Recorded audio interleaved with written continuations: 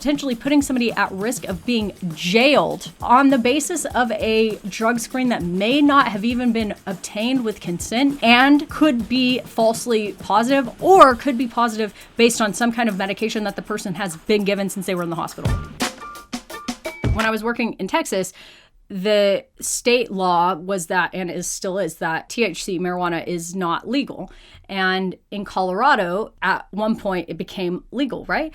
And so I remember once having a patient who, I don't think people should be drug testing people during pregnancy, and we can talk a little bit about that as well. But there are some reasons that you should do a drug test. But for the most part, I think universal drug testing of people when they come into the hospital have a baby is something that causes more harm than good, and also has a tendency to more negatively impact certain marginalized communities, like people who are Black, than other communities, and people who are lower socioeconomic status. Anyway, the point of me telling that story is that it was legal in Colorado. It wasn't legal in Texas. So somebody, when she arrived at the hospital, did a drug test without consenting her, which I don't really think is okay. I don't think you can just do a drug test and not tell someone you're doing it. I digress. I was in training at the time. I came on. I was told this patient had a drug test. It's positive for marijuana. So, now there's going to be CPS involved in all of this stuff. And I said, well, did somebody tell her? And they said, wait, no, I don't think anybody has told her yet. And I'm like, okay, well, I'm not going to walk in and tell this person this information. I didn't order that. And I definitely don't think that's okay, especially if you're telling me that she doesn't know that it was done. I don't even remember if this is like the full story. Like, obviously this is not enough detail to be a HIPAA problem, because I don't even remember. I just remember the general gist of something happening like this.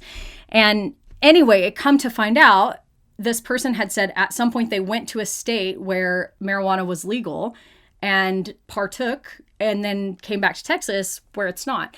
And then this is a problem because, okay, so we don't call CPS when people smoke cigarettes during pregnancy, which is arguably as bad, if not worse. The data on marijuana is a bit, we don't know. But why are we doing that for this? The argument used to be that you're doing something that's illegal, but if this person partook legally, then I don't know how I feel about getting a CPS involved. But it's automatic. Like if the test is positive, whatever. So anyway, that just really, I thought it was very interesting, and it kind of got me thinking a lot about how we do drug testing in pregnancy. And let me show you on my Instagram. What I'm talking about here is that there was a study that came out that people were using to say, like, oh, you shouldn't get an epidural because you might test positive, or the baby might test positive for opiates.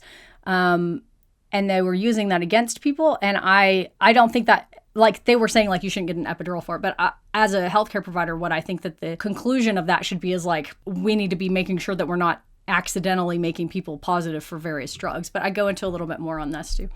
This got deleted from my original story, but the first thing I thought when I read this study was, okay, we need to stop just like taking babies away for positive tox screens if they potentially had a positive tox screen because of an epidural. This should be prompting us to like look into what we're doing when we're screening babies and assuming that drug abuse was happening during the pregnancy. Like, that's a very logical conclusion from this study, like very logical. Maternal drug screens were excluded from that study. So how many parents have been accused of using opiates in pregnancy based on fentanyl on a newborn screen, but actually weren't? A drug screen is a different discussion. I'm not a fan in most cases. So this led into this discussion that we're having here. This reminds me of an episode of You're Wrong About podcast, except instead of demonizing mothers who use drugs, they use the same fear to control women's bodies. That episode of You're Wrong About, it's raining outside, I hope it's not interfering with the audio too much, is really, really good. And I say here, like, my feelings on drug screens is fairly complex, but there are deeply ableist and racist problems with how drug screens are often undertaken during pregnancy. Some of y'all are unnerved about the drug test comment and feel the need to personally be offended or scream. You having not witnessed or acknowledged the racist, ableist, and classist effects of hospital policies or lack thereof for ordering and managing urine drug screens in pregnancy and newborns is not proof that it's not a problem. Many hospitals order drug screens on whims, a practice fraught with implicit bias, and then enforce separation or prohibit breastfeeding based on positive results. This happens in some cases even with prescribed medication use and false positives while awaiting meconium confirmation testing. I say here in response to people that I don't really care if they've seen it. The ethical issues are addressed in the literature. Hospital policies exist. I have personally worked in 2 systems that enforce these rules. The practice is not okay. Even if you've never witnessed it, you can advocate for the universal standards instead of being offended. Okay, I was obviously a little toasty that day, but so the effect of race on provider decisions for testing for illicit drugs in the peripartum setting. And this study comes to the conclusion that they identified a racial difference in rates of testing for illicit drug use. And that's a problem because we know illicit drug use is fairly consistent across racial backgrounds. The jailing of people for drug use is not, though. And the same thing, like, that's a trickle-down effect, right? So you have to think about the fact that if drug use are similar across the color of your skin, but we know that people who have dark skin are more likely to be put into jail for drug use, that you also are going to fall into a category where there is more likely going to be a negative outcome to your family. So you really should be thinking about these things as a doctor or healthcare provider working with people. Texas Medical Association also had published a very excellent discussion on implicit bias in prenatal drug testing, and that's in a June 2020 issue of TextMed. If anybody wants to take a look at that, you can find it. So in Alabama, there were hospitals quietly drug testing new mothers without their consent. Again, I have personally seen this happen, and I think that is egregious. You should not ever be doing that. But also, if your hospital doesn't have a protocol in place for who is tested, then just doing it without any consent or information being given to the patient is not okay. According to a review of hundreds of court records, drug testing is ubiquitous in some Alabama counties, sometimes of mothers, sometimes of infants, sometimes of both. In some parts of the state, hospitals test on a case-by-case basis, employing criteria that virtually ensure greater scrutiny for poor women.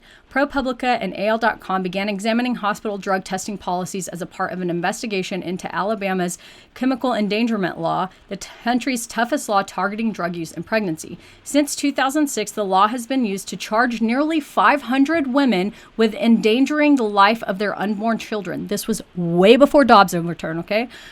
In many cases, law enforcement officials cited hospital-administered drug tests as a probable cause for arrest, okay? You are putting people in a position where they could have a drug test in a hospital, which could be, it's way more common to get a false positive on a urine drug screen in a hospital than it is to get a false positive or negative on a pregnancy test. So for what it's worth, we'll talk about that, given that we've just been talking about negative pregnancy tests that are actually positive. If you are ordering this, you may be potentially putting somebody at risk of being jailed, even more likely, I would argue now after overturn of Dobbs, on the basis of a drug screen that may not have even been obtained with consent and could be falsely positive or could be positive based on some kind of medication that the person has been given since they were in the hospital. Baby separated from mother after false positive shines light on Alabama hospital drug policy. So this was, at the time, I remember when I was making this set of stories that I was like, I know it's happened because I've read the literature on it, but surely I can find some recent examples. And it was just like after one, after one, after one, like so many examples of babies who are being separated or taken away, or CPS cases started. A urine drug screen is not a confirmatory test. You can't just decide that is like definitely a positive. Babies should never be separated from a parent until you have a confirmation that actually there's something going on that could endanger them. And only then, I would say, even with a confirmation test, would it be like, you need to really be looking for a way to exhaust every reasonable option to keep the family together. Obviously, safety is the top concern, but there's like a whole lot of reasons that a drug test could be positive that aren't putting a baby in danger. Yeah, we shouldn't do drugs while we're pregnant, but also there are reasons sometimes people are on various medications that they couldn't stop, and they've weighed the risk and benefit of that, and now you're separating them at birth for a positive drug screen because, I don't know, they've been on Adderall and they decided that with their provider and they, went through the risk. But I don't know what, it just, there are too many possibilities of causing harm. And it really, man, I feel like every time I stream now, you'll get to see me, like, my ears turning red, but here we are. So this mother sued the hospital over a drug test that was presumably a false positive that led to an abuse probe, opening of a CPS case. That was, and it happens more to people of color, people of lower socioeconomic status, and people with disabilities. This is a great book that someone recommended, and I agree. Killing the Black Body by Dorothy Roberts, talking about unequal enforcement of maternal drug use laws in the 90s and how the strict policies actually made it difficult for parents to overcome addiction. And then this episode of You're Wrong About is one that was referenced earlier. I love this podcast. It's not the same as it used to be. I really like the old episodes. Oh my gosh, they're so good. You should go binge the 2016 to 2020 episodes of You're Wrong About. It's so good. Systems enforce it. Systems called DHS on all cases of methadone and buprenorphine. These are medications that help people stop taking drugs. They are maintained on those meds prescribed within the same hospital system, and they still call CPS. Why? That's crazy. Super curious on your take for babies admitted to NICU. Our hospital policy is that all babies admitted to the NICU get a core drug screen that they feel it's necessary to know if the baby has any other issues. Do you consider it a different circumstance? Thank you for the information. I'm not opposed to drug screening as a whole. I'm opposed to what is essentially doctors or nurses profiling patients to decide who is tested. I think it'd be ideal if we could just not ruin people's lives over positive tests and instead help them seek treatment and receive support, in which case testing wouldn't be needed because everyone would be upfront with their substance use. But U.S. medicine is far from that. Does that make sense what I'm saying? Like, if people weren't afraid of retribution and they knew that they could just get help, they wouldn't lie about the fact that they've been using drugs. The reason people don't just say that is because of, one, societal and cultural unacceptance of that, but two, they're terrified that you're going to take away their baby or put them in jail. And yeah, some of these babies do need to be put in a safer situation until things are under control, but a lot of the times that's not always necessary. I'm in favor of having a standardized screening protocol. This example would count as that, so the above reference. Transparency to the patient and parent about the fact that the test is being ordered, and very clearly outline policies for handling positives, both while awaiting confirmatory testing and in the long term. These policies should not prohibit breastfeeding or force separation unless there is an immediate concern for the safety that can be documented, and it shouldn't require reporting to CPS or DHFS for things like legal THC, prescribed medications, or treatment for the recovery of drug addiction. A friend of mine who is a mother and baby nurse told me that her hospital in Florida just implemented a new rule that moms who test positive for THC can't nurse their babies for 5 days. THC stays in your system so long. I explained that this is crazy. That is ridiculous. That is so ridiculous. There's no literature that would support that kind of a rule. It is totally just retribution. It's that silly. Now, can we make an argument that you shouldn't be using marijuana while breastfeeding? I'm sure we could do that. But there's lots of things that people shouldn't do while breastfeeding that don't force them not to breastfeed, right? We don't force people not to breastfeed for, willy-nilly reasons. That's silly. We don't really force people not to breastfeed for anything. That's even in cases where you would recommend against breastfeeding, we don't do that. I'm a social worker in a hospital birth center. There are policies in place that enforce separation of mom and baby if there's a positive drug screen, started in the 80s, and we're just now trying to change it. Yes, thank you, Reagan administration, for your war on drugs, and Biden for, also helping make that happen. The hard part is there is still pushback about implicit bias and who will be tested. Yep, just because you don't see it doesn't mean it's not a problem.